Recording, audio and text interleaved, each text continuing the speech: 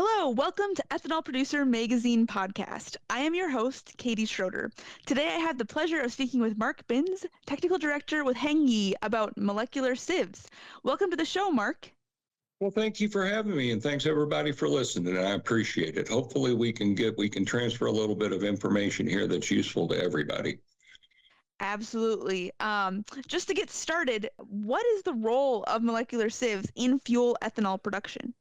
It's the last step in the process because you can only distill ethanol to 190 proof, and they need molecular sieve to remove the last of the water so we can blend it in with fuel, and it burns well. Mm-hmm. I'm curious, what are kind of the most common questions you get asked? Well, everybody wants to know, how long should my molecular sieve beads last in my MSU unit? And it's really a fairly straightforward question, and I think we've got an answer for it. Awesome. Well, how would you answer it? Well, the way I would answer it is you need to look at it from the economic standpoint. Your return on investment is what's most important. Typically with these ethanol plants, when the MSU becomes their bottleneck, the first thing they do is they start cutting their cycle times in order to hit their proof and their production goals. Well, this works okay for a little while, but frankly, cutting the cycle times puts stress on the whole system, not only the molecular sieve beads, but the whole system, your pumps, your valves, everything. So when you start cutting your molecular sieve timers, that's really when you need to start thinking about the big question. Why is this happening? Why do I have to start cutting cycle times in order to meet my production goals and my proof goals? Well, that's simply because the molecular sieve, all molecular sieve, regardless of manufacturer, begins to lose capacity over time. And I'm not talking about, we all have our upsets. You'll get the bed wet, you'll fluff the bed, you'll make a little bit dust, you got to dry the bed out, whatever. And we help doing that. We do process optimization stuff all the time to help you get through these more difficult times, if you will, when you have to start cutting timers. But the important point here is when you start cutting timers is when you really need to start thinking about, why is this happening? Is there something wrong with my MSU unit? And that's part of when we can come into play. We do operational analysis all the time. Now, the second part comes after you've cut your timers as far as you can, because there are minimal limitations on the timers relative to the fluid dynamics within the bed. That's kind of beside the point, but it's pretty obvious that when you switch more often, you're putting more stress on the beads and the valves. So this is the beginning, if you will, of the degradation of the sieve beads.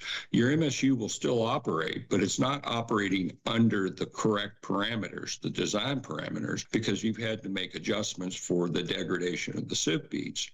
Now, part two is when you actually have to start cutting production in order to meet your proof goals. So you're running your MSU, you've got your flow rates, but you're unable to make your proof at the flow rates that you're currently using. So what do? You have to cut your flow rates. When you cut your flow rates, you're reducing your overall production. And that's when your mole sieve unit starts costing you money. And just doing a few quick calculations, even if you change your feed rate by as little as 5 gallons per minute, that feed rate translates into about 4.3 gallons per minute of finished ethanol. Now, when you multiply that all out, that comes out on a 350-day working schedule running at 186 proof. I have to set all the parameters down. That's $4.3 million in lost revenue you're missing because your MSU unit is not running at the proper efficiency.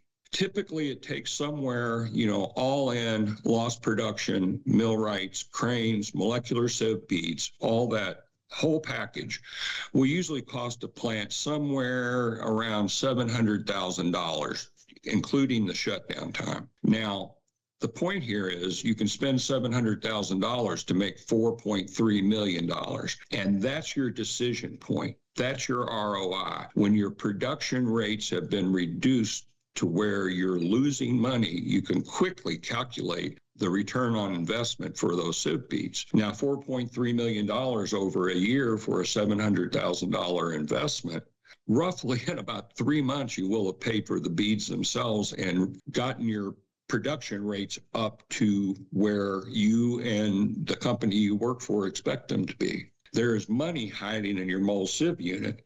You just have to find it, and we can help you find it. That's what we do. But as far as changing your molecular sieve beads out, when you start cutting production rates, that's when they'll pay for themselves. That makes a lot of sense. I'm curious, how do you summarize it into what you want producers to take away after this conversation? Don't take an ad hoc look at your molecular sieve system.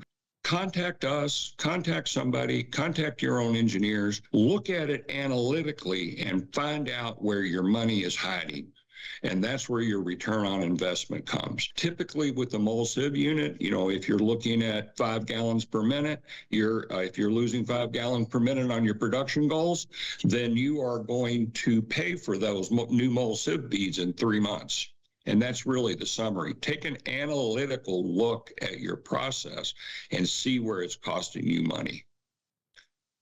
Awesome. Just to zoom out, I'm really curious what your take is on the future and importance of fuel ethanol, not only for oil independence and the environment, but most importantly, the economy of the heartland. Well, that's the most important thing to me, and I am literally praying for E15. In a previous podcast, I mentioned this. I watched the farming industry just collapse through the 70s, 80s, 90s. And with the advent of the fuel ethanol bill, the Renewable Fuels Act of 2007, and the mandate to produce fuel ethanol in the heartland from American corn has created thousands of jobs and will continue to do so. That's the most important thing to me. The environment, great. Oil dependence, great. But what I want to see is more jobs in Kansas and Iowa and Nebraska and the heartland where they belong. Absolutely. Well, thank you so much for all of that detailed insight and perspective, Mark. It's been great having you on the show. And to our listeners, thank you for tuning in to Ethanol Producer Magazine podcast. Be sure to check out ethanolproducer.com for more industry insights and ethanol-related news. And this is Mark Benz, and I'm out there. Find me, HengYe Technical Director. Thank you, everybody.